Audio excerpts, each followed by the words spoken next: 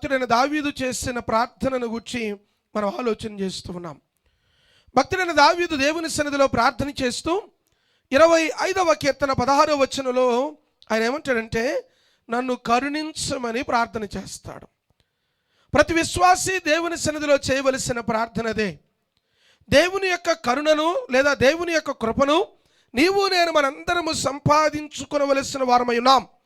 అయితే కీర్తనాకారుడు ఏమంటాడంటే, తనకు కలిగినటువంటి సమస్య ఏమిటంటే తను ఒంటరి వాడై ఉన్నాడు, ఏకాకిగా మిగిలిపోయాడు. తను అనువారు ఎవరినైతే నమ్మాడో, ఎవరినైతే ఆశ్రయించారో, ఎవరైతే నా వారు అనుకున్నాడో, ఎవరైతే నాతో ఉంటారనుకున్నారో వారిలో ఎవరు తన పక్షాన లేరు. అటువంటి పరిస్థితులలో సర్వోన్నతుడైన దేవుడు మారని వాడని భక్తుడైన దావీదు పిల్లరా ప్రభు సన్నిధిలో ప్రార్థన చేస్తూ ఈ మాట అంటాడు, దేవా నన్ను కరుణించు అని ప్రార్థన చేస్తున్నాడు. లేఖన భాగాన్ని మనం పరిశీలన చేసినప్పుడు మొదటి రాజుల గ్రంథము 18వ అధ్యాయము 22వ వచనంలో ఈ మాట అంటాడు. మొదటి రాజుల గ్రంథం 18వ అధ్యాయం 22వ వచనం. అప్పుడు ఏలియా యెహోవాకు ప్రవక్తలైన వారిలో నేను ఒక్కడినే శేషించి ఉన్నాను ప్రభు అంటాడు ప్రభుత్వం. తర్వాత ప్రభు మాట్లాడుతూ, నువ్వు అక్కడవే కాదు, నా కొరకు ప్రత్యేకించబడిన వారు, నా నిమిత్తమై వేరుపరచబడిన వారు ఉన్నారు అని చెప్పి ప్రభువారు మాట్లాడుతూ ఉన్నట్లుగా మనం చూస్తూ ఉన్నాం. మొదటి రాజుల గ్రంథం 19వ అధ్యాయము 10వ వచనం చూడండి. మొదటి రాజుల గ్రంథం 19వ అధ్యాయము 10వ వచనం. అతడు ఇశ్రాయేలుల వారు నీ నిబంధనను త్రోసివేసి నీ బలిపీఠమును పడగొట్టి నీ ప్రవక్తల ఖడ్గము చేతను హతము చేసి అధిపతియు దేవుడు నాకు యెహోవా కొరకు మహా రోషము గలవాడనై నేను ఒక్కడును మాత్రమే ఉన్నానని చెప్తున్నాడు ఏలియా. ప్రభు సన్నిధిలో తను చెప్తున్నటువంటి మాట ఏమిటంటే, అయ్యా అనేక మంది నీ సన్నిధిని విడిచిపెట్టిపోయారు, కానీ నేను మాత్రం విడిచిపెట్టలేదు అంటూ ఉన్నాడు. ఏలియా అంటాడు, అయ్యా ప్రజలందరూ రెండు తలంపుల మధ్యలో ఉన్నారు, నేను ఒక్కడనే రోషము కలిగి, నేను ఒక్కడనే నిబద్ధత కలిగి నీ సన్నిధిలో ఉన్నాను అని జ్ఞాపకం చేస్తూ ఉన్నాడు. మెట్టుకు పిల్లారా, కీర్తనాకారుడు చెప్పుచున్నట్లుగా నేను ఏకాకినై ఉన్నాను అంటాడు. అంత మాత్రమే కాదు, తను ఏమంటాడంటే, బాధపడువాడను నా వైపు తిరిగి నన్ను కరుణించమంటాడు. నేను బహుబాధలలో ఉన్నానయ్యా, బహుశ్రమలలో ఉన్నాను. నా శ్రమలు ఇతరులకు చెప్పుకునేటువంటివి కాదు. నాకు కలిగిన బాధలు, నా అన్నవారు నన్ను విడిచిపెట్టి వేశారు, నా అన్నవారు నా పక్కన లేరు, నా అన్నవారు నాకు తోడుగా లేరు, నేను ఏకాకిగా ఉన్నాను, నన్ను కరుణించమని ప్రార్థన చేస్తూ ఉన్నాడు. ఈ రోజున ప్రభు సన్నిధిలో కూడిన మనము ఒకవేళ ఒంటరితనమును అనుభవిస్తూ ఉంటే, లేదా ఒంటరి వారిగా నిలబడి ఉంటే, నా దేవుడు అంటాడు, నేను నీకు తోడుగా ఉన్నాను. యేసయ్య చేసిన వాగ్దానములలో బహుశ్రేష్టమైన వాగ్దానం ఏమిటంటే ఆయన అంటాడు, హెబ్రీ గ్రంథకర్త రాస్తూ 13:5లో, నిన్న నేడు ఆయన మారని దేవుడు, ఏకరీతిగా ఉన్న దేవుడు. తరములు మారిన, మనుష్యులు మారిన ఆయన నేను నిన్ను ఎన్నడు విడువను ఎడబాయినని జ్ఞాపకం చేస్తూ ఉన్నాడు. విడువడు ఎడబాయిన దేవుడు ఆయన. కాబట్టి ఆత్మీయ బిడలముగా దేవుని యొక్క జనాంగముగా పిల్లారా ప్రభు వైపు తిరిగినప్పుడు ఆయన నిన్ను నన్ను కరుణించే దేవుడు అని మర్చిపోకూడదు. నెంబర్ 2, రెండవ సత్యం అక్కడ ఏమని జ్ఞాపకం చేస్తారంటే 17వ వచనము చూడండి దయచేసి. 17వ వచనం, నా హృదయ వేదనలు అతి విస్తారములు, ఇక్కట్లలో నుండి నన్ను విడిపించుము అని జ్ఞాపకం చేస్తాడు. రెండవది కీర్తనాకారుడు మొట్టమొదటిగా నేను ఒంటరిగా ఉన్నాను, నా పట్ల కృప చూపమని ప్రార్థన చేస్తాడు. రెండవది కీర్తనాకారుడు అంటాడు, నా హృదయ వేదనలు ఎట్లా ఉన్నాయి, అతి విస్తారముగా ఉన్నాయి. చాలామంది బయటికి చూడడానికి సంతోషంగా కనిపించవచ్చు, వారి హృదయంలో ఉన్న వేదన, వారి హృదయంలో ఉన్న బాధ, వారి హృదయంలో ఉన్న ప్రయాస ఎదుటి వారికి తెలియకపోవచ్చు. కానీ ప్రభు అంటూ ఉన్నాడు, నీ హృదయములో తలంపులు పుట్టక మునుపు నేను ఎరిగిన వాడను. యేసయ్య ప్రియులారా ఎంత గొప్ప దేవుడు అంటే, భక్తుడైన దావీదు అంటాడు, అయ్యా నా హృదయ వేదనలు అతి విస్తారముగా ఉన్నవయ్యా. కీర్తనకారుడు రెండవ ప్రార్థన ఏమని చేస్తారంటే, ఇంగ్లీష్లో భలే ఉంటుంది ఆ మాట, గాడ్ బ్రింగ్ మీ అవుట్, బయటికి నన్ను తీసుకురా. ఇక్కడేమో నన్ను విడిపించమని తర్జుమా చేయబడింది, కానీ ఇంగ్లీష్లో ఏమనుందంటే నన్ను బయటికి తీసుకురా. నా హృదయ వేదనలో నేను చిక్కుబడి ఉన్నాను, నా హృదయ వేదనల చేత నేను నలగొట్టబడి ఉన్నాను, హృదయ వేదనల చేత బహు నలిగిపోవచ్చున్నాను, మనోవేదన కలిగిన వాడే కృంగిన స్థితిలో నేనున్నాను. నా స్థితి నుండి నన్ను లేవనెత్తయ్యా, నా స్థితి నుండి నన్ను విడిపించయ్యా, నా స్థితి నుండి బయటికి తీసుకురా ప్రభు అని కీర్తనాకారుడు ప్రభు సన్నిధిలో ప్రార్థన చేస్తున్నాడు. ప్లారా, ఈ రోజున ఆత్మీయ బిడ్డలుగా ఒకవేళ హృదయపు వేదనలో, హృదయంలో వేదన చేత నింపబడి ఉంటే, హృదయం అంతా కలవరము చేత నింపబడి ఉంటే, నా యేసయ్య నీ హృదయాన్ని ఆయన ఆదరించే దేవుడు, లేదా నిన్ను ఆదరించే దేవుడు అన్న సంగతిని మర్చిపోకూడదు. కీర్తనాకారుడు 73వ కీర్తన 26వ వచనంలో ఈ మాట అంటాడు. 73వ కీర్తన 26వ వచనాన్ని చూడండి. నా శరీరము నా హృదయము క్షీణించిపోయెను. దేవుడు నిత్యము నా హృదయమునకు ఆశ్రయ దుర్గమును స్వాస్థ్యమునై ఉన్నాడు. దేవుని స్తోత్రము కలుగును గాక. నా శరీరము నా హృదయము క్షీణించిపోయినను. ఒకవేళ నా హృదయం క్షీణించిపోవచ్చు, నా శరీరం క్షీణించిపోవచ్చు, కానీ నా దేవుడు ఇప్పుడు ఎటువంటి వాడంటే ఆయన నిత్యము నా హృదయమునకు ఆశ్రయ దుర్గమై ఉన్నాడు. దేవునికి స్తోత్రం కలుగును గాక. నిత్యము నా హృదయమునకు, నాకు శ్రమ కలిగిన ప్రతిసారి నా హృదయపు లోతులలో నుండి వచ్చే తలంపు ఏమిటంటే, ప్రాణమా యెహోవా యందు నమ్మికించి మౌనంగా ఉండు. ఎందుకంటే ఆయన విడిచిపెట్టే దేవుడు కాదు, శ్రమలలో విడిచిపెట్టే దేవుడు కాదు, ప్రతికూలతలో విడిచిపెట్టే దేవుడు కాదు. ఆయన నమ్మదగిన వాడు అని జ్ఞాపకం చేస్తున్నాడు. యోబు గ్రంథములో జ్ఞాపకం చేస్తూ 3వ అధ్యాయం 22వ వచనాన్ని చూడండి. యోబు గ్రంథము 3వ అధ్యాయం 22వ వచనం.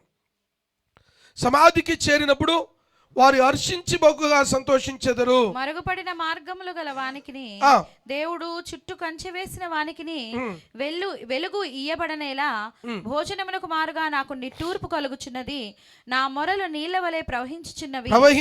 ఏది వచ్చినని నేను బహుగా భయపడితినో అది ఏ నాకు సంభవించుచున్నది. నాకు భీతి పుట్టించినదే నా మీదికి వచ్చుచున్నది.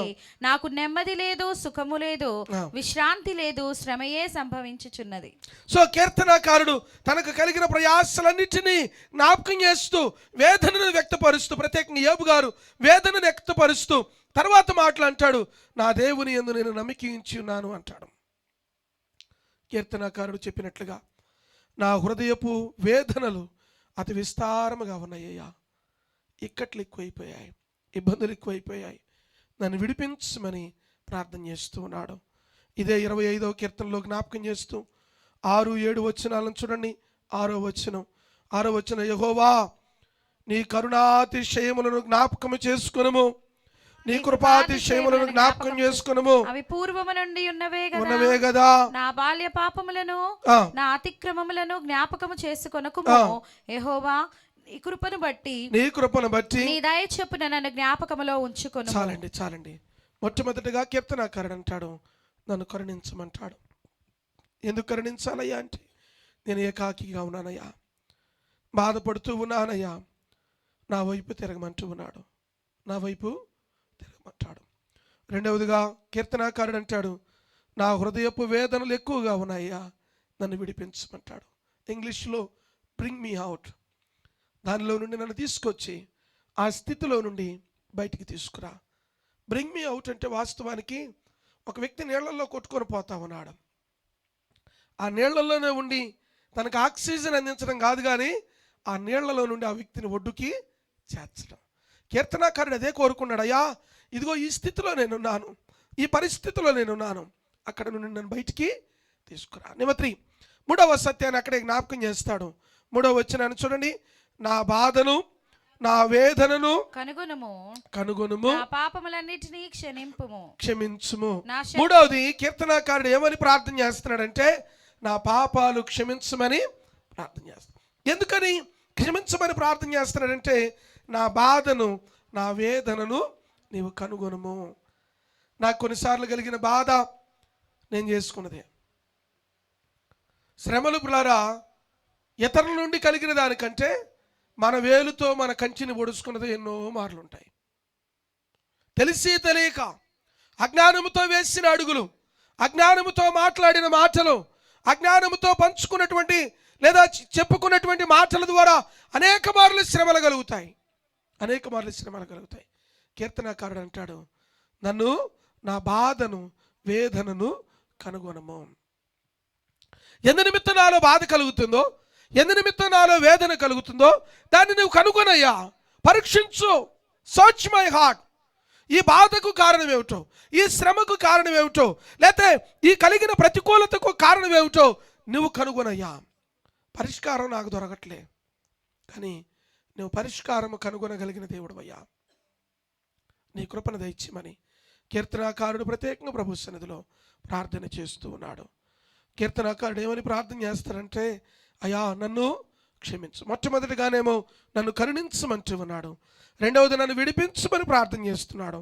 మూడవది నా పాపాలు క్షమించు.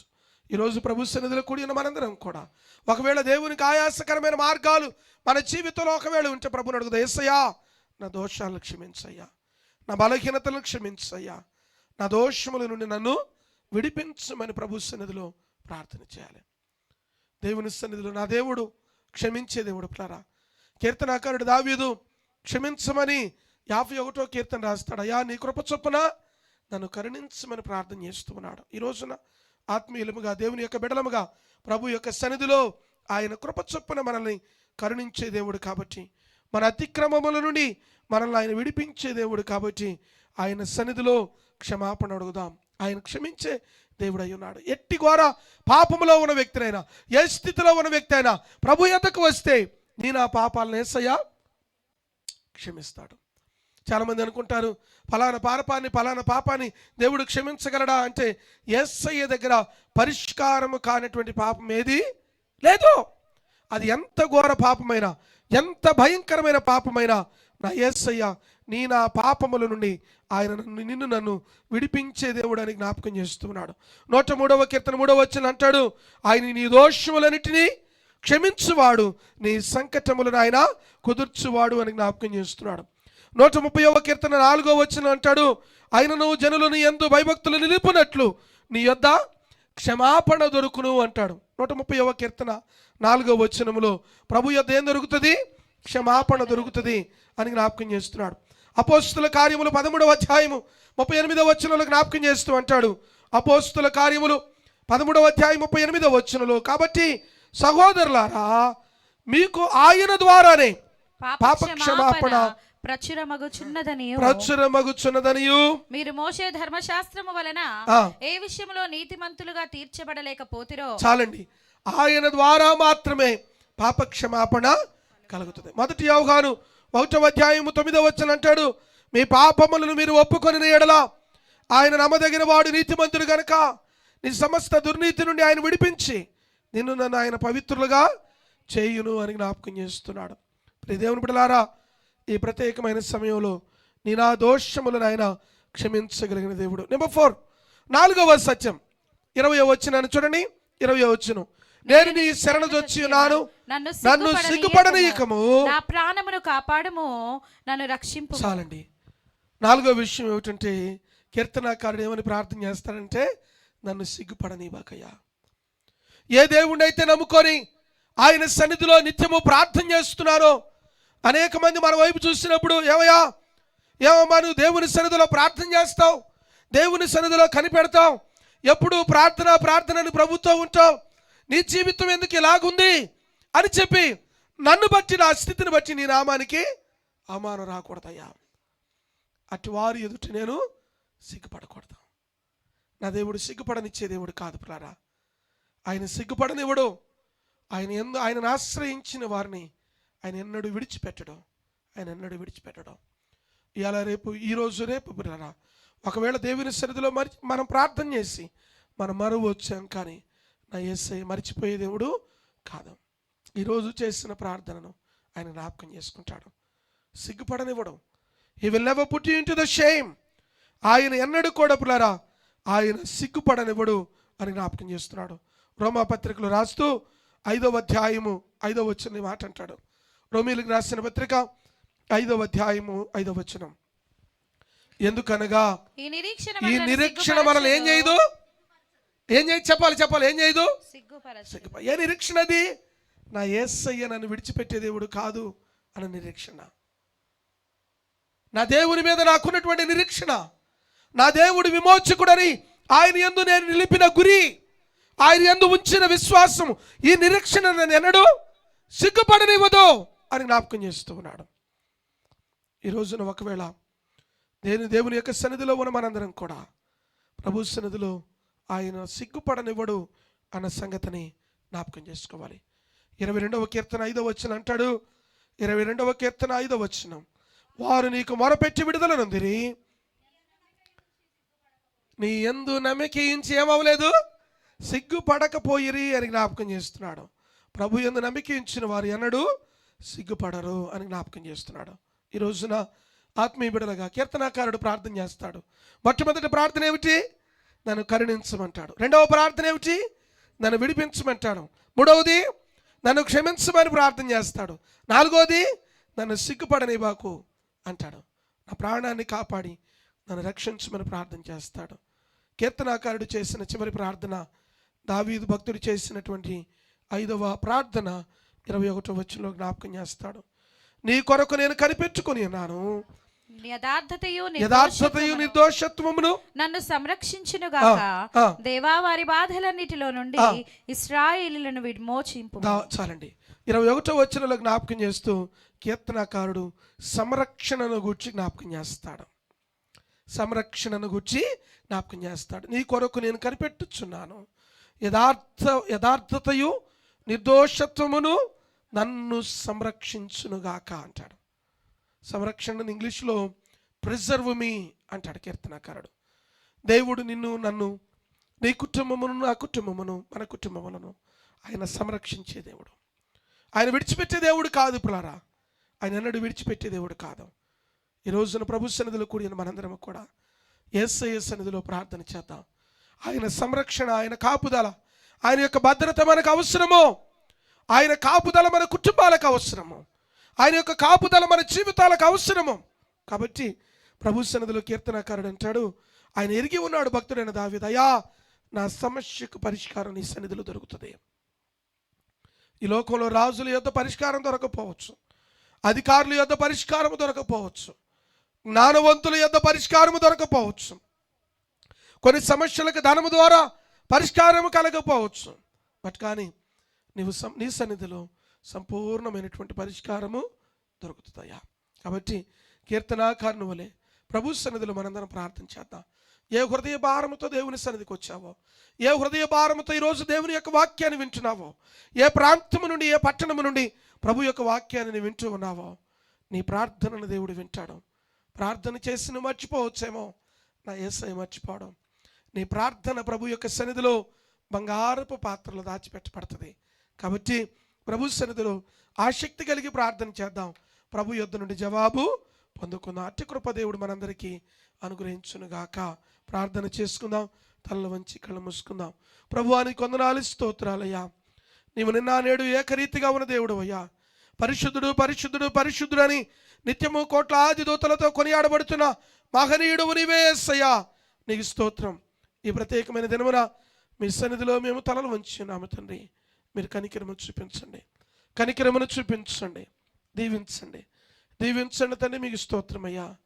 ఈ ప్రత్యేకమైన సమయంలో తండ్రి, భక్తుడైన దావీదు జీవితంలో నుండి కొన్ని మాటలను మాతో మీరు మాట్లాడేందుకు నీకు వందనాలయ్యా తండ్రి.